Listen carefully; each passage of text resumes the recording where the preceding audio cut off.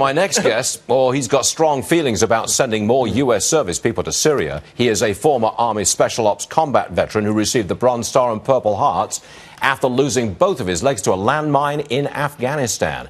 Now he's running as a Republican for Congress in Florida. Ladies and gentlemen, we're honored to have Brian Mast with us this morning. Brian, welcome to the show. Thank you for having me this morning. Now, before we go any further, we saw you walking into the studio. We put you on camera, and you've got both legs amputated below the knee. Just a little bit above the knee. You've got prosthetics on both legs. I do. I have two prosthetic legs. You know, I like to tell people, though, there's nothing about this that defines my candidacy. I don't think losing two legs and a finger in Afghanistan is a good reason to be elected to public office, but I absolutely believe that the principles that we learn in the military are a great reason to move to office. Forgive me for saying this, and this is a little tricky on my part, but are you using your prosthetics almost to get elected? And I know that's a very harsh thing for me to say, but no, it's a question. Absolutely not. It's a relevant question to ask. Like I said, there's nothing about losing two legs that should get anybody elected to office. It should be our principles, it should be our policy, it should be what we stand for, and it should be what we can do for the American people. Okay. Do you want to put a lot more special ops people into Syria, boots on the ground?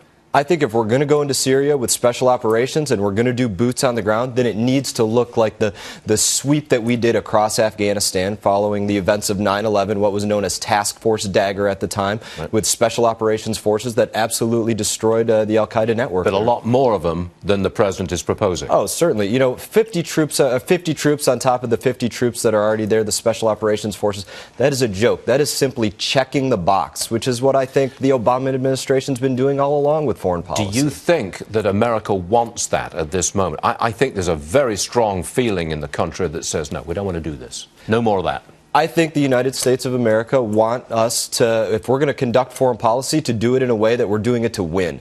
So if we're going to conduct an air campaign, then it should look like shock and awe. If we're going to conduct a ground campaign, then it should look like we're taking it seriously and we're putting all the troops on the ground that we need to do it in the safest possible way that we can do it. Because it's never going to be inherently safe, but the best way to do it. Which constituency are you going for to be elected in Florida? So I'm running for Florida's 18th Congressional District. People can find out about that on mastforcongress.com. Which part of Florida is that? So that's basically the area of West Palm Beach, and it goes north up to an area called Fort Pierce. Okay. So a lot of people know it as the old Allen West District. That's, yes, okay, now I got it. Now, are you the candidate, or are you facing off against other potential? Oh, I'm going to be in a Republican primary. This is one of the most likely Republican pickup seats in the entire country. What we have is a Republican-leaning seat, and we have the Democratic incumbent, Patrick Murphy, is leaving to run for Marco Rubio's open Senate seat. So it's a very likely pickup seat for the Republican Party. Brian Mast, we wish you well, and thanks very much for being with us today, so I appreciate it.